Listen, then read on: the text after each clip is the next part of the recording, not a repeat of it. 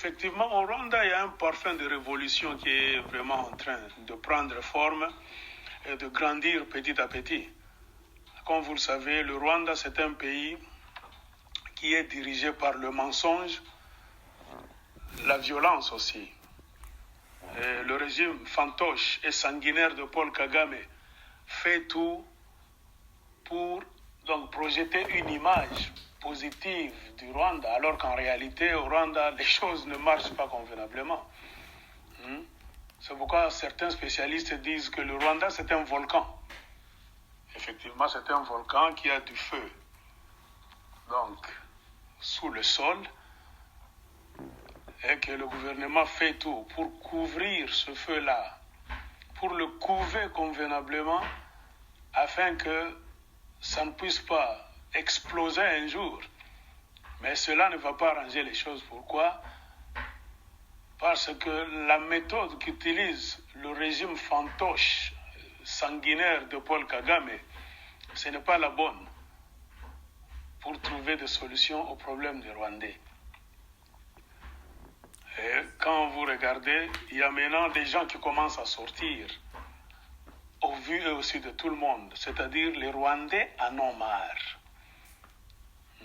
Vous suivez, si vous êtes bien informé, vous allez voir que récemment, il y a une jeune femme âgée de 42 ans, c'est-à-dire elle était née en 1979, et une femme nommée Yvonne Idamanje Iriamugwiza.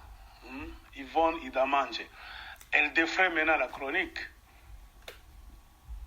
Pourquoi? Elle a brusquement émergé, vu la souffrance qui est au Rwanda. Et donc, elle est plus courageuse. Elle a pris la parole, a fait des choses et a dit des choses là où beaucoup d'hommes, beaucoup d'êtres humains, et surtout les hommes, ont peur. Là où les hommes ne peuvent même pas bouger. Et c'est pour cela on la surnomme déjà que c'est la héroïne de la nouvelle révolution rwandaise. Elle s'est décidée sur son compte YouTube. Elle a voulu vraiment exposer le problème que connaît le Rwandais et le Rwanda. Le problème que le gouvernement fantoche de Kagame essaie de cacher. Alors, elle a dit ce qui ne va pas au Rwanda sans se cacher. Elle s'est assise là, très bien. Elle a commencé à faire des vidéos en se présentant convenablement, en disant qu'elle a 4 enfants. Elle a même donné son numéro de téléphone, son adresse, et a commencé à exposer le problème qui est vraiment en train de se passer au Rwanda. Et le grand problème, c'est quoi? C'est manque de liberté. Il y a violation flagrante des libertés du peuple rwandais. Il y a la misère et la famine au Rwanda. Mais le gouvernement de Kigali essaie toujours de cacher cette facette. Et dans cette période de la pandémie Covid-19, coronavirus, il y a beaucoup de choses qui se passent au Rwanda. Donc, la femme, Yvonne Idamanje, a exposé cela. Elle a clairement dit que le gouvernement rwandais lance des messages brusques. Donc, le peuple rwandais est assis comme ça. À un moment donné, un soir, on lance un message, on fait passer un message officiel à la télévision pour dire aux Rwandais de ne pas sortir demain, c'est-à-dire de rester en confinement, sans aucune préparation, sans préparer les esprits des Rwandais, et sans aide, c'est-à-dire sans assistance, en termes de nourriture et autres denrées de première nécessité. Et devant cette situation sadique, la dame, Yvonne Idamanje, a fait une vidéo et elle a dit clairement au régime du FPR, de Kagame, que vous êtes en train de traiter le peuple rwandais comme des prisonniers.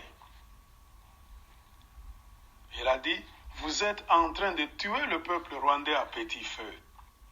Et elle a demandé aux Rwandais de ne pas obéir à ces lois, ces mesures sadiques.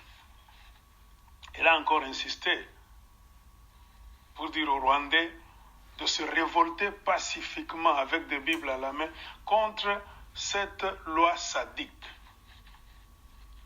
Et elle a encore poussé plus loin pour demander à la famille présidentielle, c'est-à-dire la famille de Kagame, et aux autres dignitaires du FPR qui dirigent le pays maintenant pendant une vingtaine d'années avec une main de fer.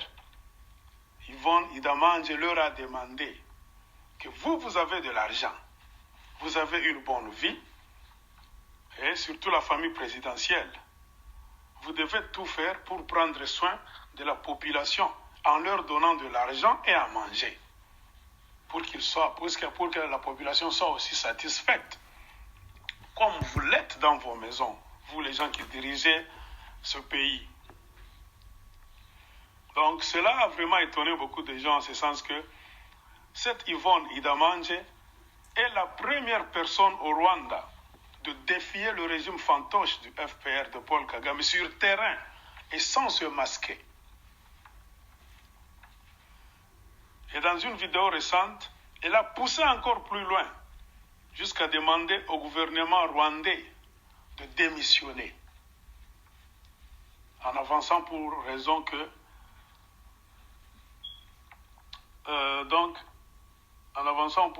les Rwandais, donc le président Kagame, elle a exigé afin que le gouvernement rwandais, elle a sommé donc le gouvernement rwandais donc de remettre au peuple rwandais le cadavre, c'est-à-dire le corps du président Kagame qui est supposé mort. Donc au Rwanda, il y a des débats. Il y a une frange de la population qui dit clairement que le président Kagame n'est pas vivant. Il est déjà mort, ça fait plusieurs mois. Mais la junte au pouvoir, le FPR, la mafia, connaît cette vérité, est en train de cacher. Pourquoi? Parce que ça va créer des problèmes si on annonce clairement que Paul Kagame est mort.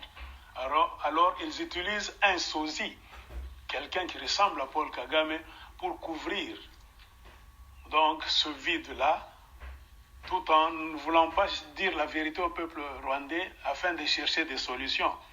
Mais cette femme, Yvonne Idamanje, a sommé le gouvernement du FPR de remettre le corps, donc le cadavre de Paul Kagame, au peuple rwandais pour que les Rwandais puissent organiser des funérailles. Des funérailles et pour qu'on puisse tourner la page. En tout cas, ça devient vraiment intéressant. En tout cas, quand on arrive à faire les choses de cette façon, c'est vraiment intéressant. Et en disant ceci, cette Yvonne a précisé qu'elle savait que dans 1 ou 2 heures, on viendrait l'arrêter. Et elle a dit au peuple rwandais de ne pas avoir peur, de ne plus dormir ou baisser les bras jusqu'à ce que les Rwandais auront récupéré le cadavre de Paul Kagame pour organiser des funérailles nationales afin de tourner la page de Kagame et passer à autre chose. Parce que Yvonne, tout comme beaucoup de Rwandais, Yvonne aussi croit fermement que Kagame n'est plus. Elle a insisté que les Rwandais, vous devez faire tout. Levez-vous, marchez, jusqu'à ce que nous puissions faire tomber ce gouvernement méchant qui fait souffrir le peuple rwandais.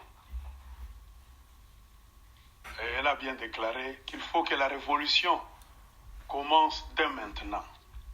Et après avoir dit ceci, les services de renseignement rwandais l'ont contacté pour la première fois, d'abord pour lui dire de cesser de lancer ces messages tranchants, ces messages durs. Pourquoi? Parce qu'on allait lui donner tout ce qu'elle cherchait. Alors Yvonne, sans embâche, a répondu à ses envoyés du gouvernement que si vous me donnez moi, donc à moi seul, est-ce que cela va calmer la misère du peuple rwandais? Et elle a rejeté cette offre et a dit qu'elle était prête à mourir, à sacrifier sa vie pour cette cause noble. En tout cas, ça commence à chauffer. Et elle a exigé au gouvernement rwandais de respecter aussi la Constitution qui dit que, en cas d'absence du président, en cas d'handicap du président, du président de la République, c'est le président de l'Assemblée nationale qui doit le remplacer. Mais il se fait qu'au Rwanda, rien n'est fait jusque-là. Alors vous comprenez, il y a un vent de révolution qui souffle déjà au Rwanda. Et en disant cela, elle a été arrêtée. Donc, la héroïne de la nouvelle révolution rwandaise a été arrêtée le lundi 15 février 2021. On l'a accusée d'incitation aux troubles publics, de résistance et d'agression contre un agent de force de l'ordre et insulte à la personne du président. Et il y a déjà des spécialistes de la loi rwandaise qui disent que si elle est vraiment inculpée, condamnée, un jour, elle va purger une peine allant de 10 à 15 ans de prison. Alors vous sentez que les choses commencent à bouger un peu au Rwanda.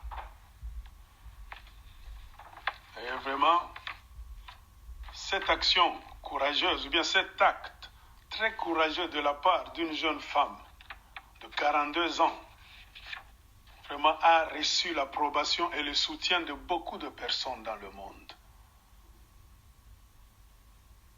On l'a amenée, je ne sais où, et il y a beaucoup de Rwandais qui pensent déjà qu'on est en train de la torturer, comme on avait fait du chanteur de gospel, Kizito Mihigo, qu'on avait arrêté et qu'on avait tué d'une manière sauvage et dont le corps a été exposé quelque part en dehors d'une station de police pour que les autres Rwandais puissent voir et avoir peur. Donc des méthodes terroristes qui utilisent souvent le régime fantoche de Kigali.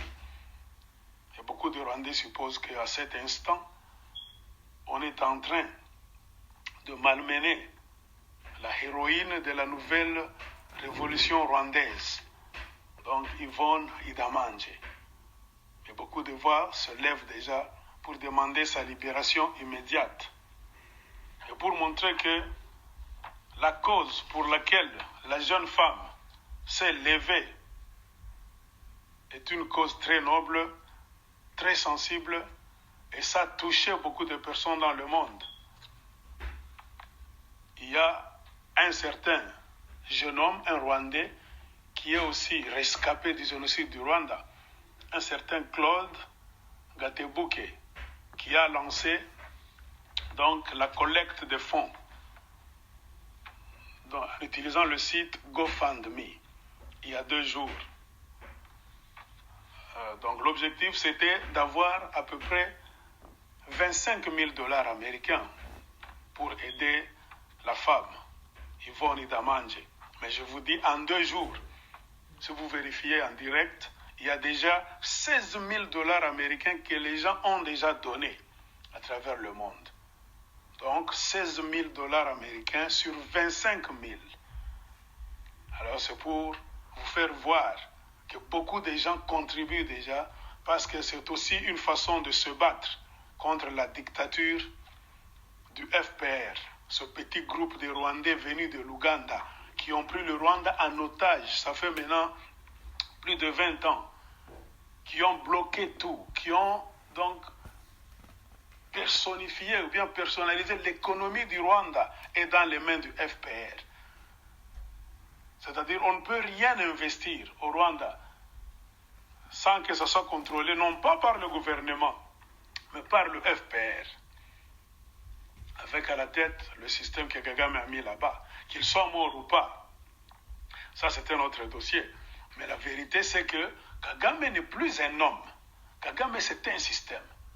Il a réussi à asseoir un système de mafia, de violence pendant une vingtaine d'années. Et il faudrait aux Rwandais vraiment de retrousser les manches, de se lever pour faire tomber ce système-là. La vérité, c'est que avec le système international qui fait qu'on continue toujours à dire de bonnes choses à propos du gouvernement du Rwanda, on véhicule le mensonge chaque fois. Quand on vous montre le Rwanda, il y a des buildings, il y a, je ne sais, ceci, on parle de l'économie qui marche bien. Tout ça, si vous faites des recherches, ce ne sont que des mensonges. La réalité de l'autre côté du mur, c'est qu'il y a la misère totale. Et je pense que vous avez vu une vidéo d'un jeune homme là-bas qui marchait et avec son sac, il s'est assis au milieu d'une route. Donc, pour vous montrer qu'il est fatigué de vivre. Il n'y a pas de nourriture, les gens meurent de faim, mais le gouvernement fantoche de Kigali fait tout pour cacher ces images-là au peuple du monde. Et les libertés sont vraiment bafouées. Et à la suite, il y a aussi un dossier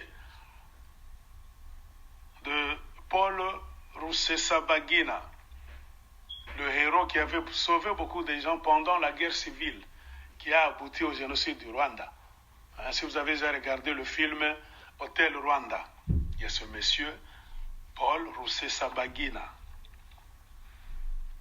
À un moment donné, il a fait le tour du monde et il n'a pas aimé la façon dont le FPR, la mafia, a commencé à diriger le Rwanda. Il est devenu un critique acerbe devant le gouvernement du Rwanda.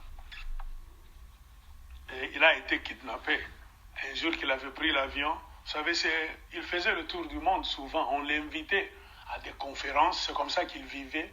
Il donnait des conférences sur la paix, la réussite dans le monde, la réconciliation, tout ça. Parce qu'il a vécu ça. Il n'a pas trempé dans des crimes. Quand au Rwanda, il s'est passé ce qui s'est passé, donc des actes de violence. Et il a même reçu une médaille de la part du président George W. Bush. Donc la médaille de la paix, tout ça. Et il avait quand même une aura quand il voyageait dans le monde. On l'invitait pour parler dans des écoles, des institutions. Et cela ne plaisait pas à Kagame. Connaissant bien son Rwanda, Paul Rusesabagina a commencé à critiquer donc la méthode, ou bien les méthodes que le gouvernement fantoche de Kigali, le FPR Inkotanyi, a amené au Rwanda. Et Kagame n'a pas vu ça d'un bon oeil. On l'a piégé un jour qu'il était dans l'avion, en partance toujours dans un pays africain, pour faire ses conférences là-bas. L'avion devait faire un crochet à Dubaï. Et c'est à partir de là, on l'a embarqué dans un autre avion. Il a cru que c'était l'avion qui allait le prendre pour l'amener dans un pays africain. Et il s'est retrouvé à l'aéroport de Kigali, au Rwanda. Elle a été sérieusement torturée et elle a des problèmes de santé. Il y a des médicaments qu'il doit prendre régulièrement. Mais il s'est fait que le gouvernement fantoche de Kigali ne lui donne pas accès à ces médicaments là-bas. Et on a peur qu'on puisse lui donner du poison ou bien autre chose qui va endommager sa santé avec le temps. Et on le traîne dans des tribunaux là-bas, incompétents là-bas, sans même des raisons valables. Mais comme vous le savez, là où il y a le mal, là où il y a des criminels, des bandits, ils créent toujours des choses. Oh, il est terroriste, il entraîne les enfants, tout ça. Toute une kyrielle là-bas d'accusations qui ne tiennent même pas debout. Tout ça pourquoi? Pour se justifier. Parce que le problème du gouvernement du Rwanda, le problème du régime fantoche, sanguinaire de Kigali, c'est de faire taire tout le monde. Parce que c'est un groupe de gens qui savent très bien qu'ils ont déjà fait trop de mal. Et ils savent très bien que s'ils ne sont plus au pouvoir, on va les traîner eux aussi devant les cours et tribunaux. Ils vont répondre de beaucoup de crimes. Au Rwanda, il y a des disparitions, des journalistes qu'on assassine. C'est un pays là où les gens disparaissent. On assassine des gens. Il y a des enlèvements. Donc, trop de méfaits dans ce pays-là. Le pays ressemble à une grande prison, un volcan qui n'attend qu'un jour, une occasion propice pour exploser et exposer donc les méfaits du système Kagame.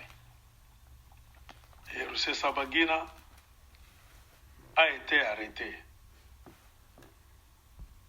Et après avoir étudié donc, les dessous même du dossier, il y a un groupe de congressmen américains, au nombre de 37, qui ont vu que non, ils ne voient pas pourquoi on devait l'arrêter. Ils ont écrit une lettre le 18 décembre passé, c'est-à-dire en 2020, au président Paul Kagame, lui enjoignant de tout faire pour libérer Paul Rusesabagina.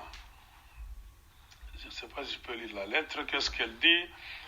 Cher président Kagame, nous vous écrivons pour vous exhorter à renvoyer en toute sécurité aux États-Unis Paul Rusesabagina, résident permanent légal américain et lauréat de la médaille présidentielle de la liberté, pour y retrouver sa famille. Donc, Rusesabagina a la nationalité belge, mais il est résident permanent aux États-Unis. Et la lettre continue. En tant que membre du Congrès américain qui s'intéresse vivement aux relations américano-rwandaises, nous pensons que la libération de M. Rusesabagina pour des raisons humanitaires est à la fois justifiée et appropriée, car il est un survivant du cancer au milieu de la pandémie de Covid-19, qui souffre de plusieurs conditions médicales chroniques.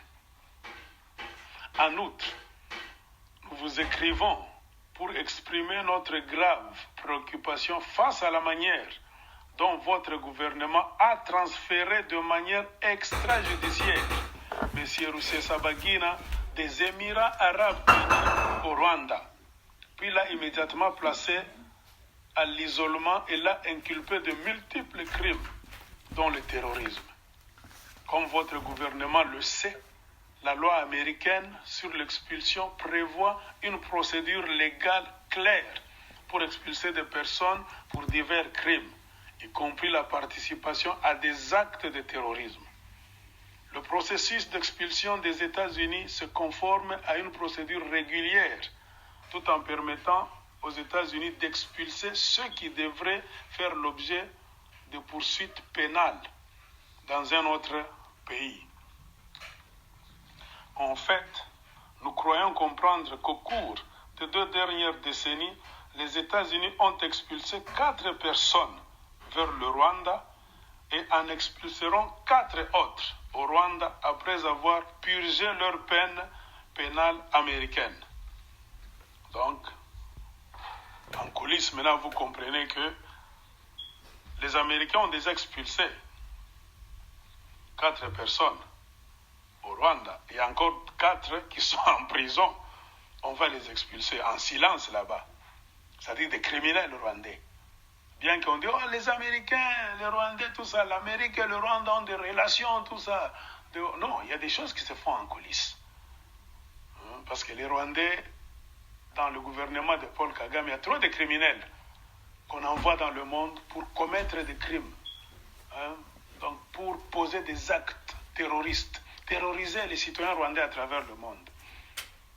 Et avec cette lettre, vous comprenez que l'Amérique avait déjà arrêté 8. 4 sont déjà retournés au Rwanda. Et les autres sont en prison. Ils attendent de finir, de purger leur peine. Et à la fin, on va les expulser pour les retourner au Rwanda. Et la lettre continue. Compte tenu de ce bilan des Rwandais expulsés des États-Unis, lorsque les normes juridiques sont respectées, le recours de votre gouvernement au transfert extrajudiciaire de M. Paul Rusesabagina démontre un mépris de la loi américaine et suggère un manque de confiance dans la crédibilité des preuves contre lui. Les Américains disent clairement que le Rwanda est en train d'afficher, donc de montrer un mépris de la loi américaine. C'est pour cela que ce groupe de congressmen américains, qui sont au nombre de 37, ce groupe suggère un manque de confiance dans la crédibilité des preuves contre lui. C'est-à-dire toutes les preuves qu'on a amassées, rassemblées contre M. Hotel Rwanda, le héros Paul Rusesabagina, ce sont des fausses preuves. Il n'y a pas de crédibilité là-dedans. Ce n'est pas moi qui le dis, c'est le groupe de 37 congressmen américains. Par congressmen, c'est-à-dire, c'est un groupe mélangé des membres de la Chambre des représentants, qu'on appelle en anglais House of Representatives, et des sénateurs américains. Donc ce n'est pas un groupe de moindre, un groupe qu'il faut négliger. Et dans leur lettre, ils ont continué, ils ont dit « Nous souhaitons souligner l'ampleur du soutien bipartite du Congrès américain au retour de M. Rusesabagina par votre gouvernement. » Voilà.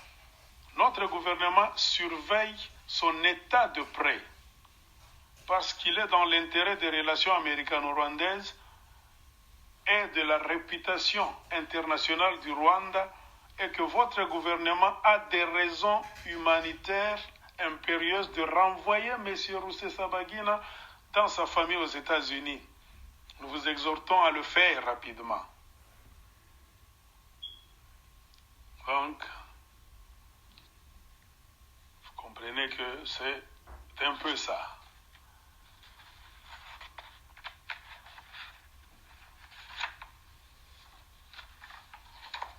La lettre des congressmen américains. Alors, on ne sait pas si le gouvernement sanguinaire, fantoche de Kigali va obtempérer, va respecter cette loi.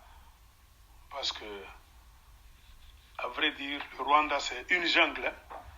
Donc, quand vous avez des gens qui sont habitués au sang, au mensonge, donc, ils font tout pour transformer la vérité en mensonge et le mensonge en vérité.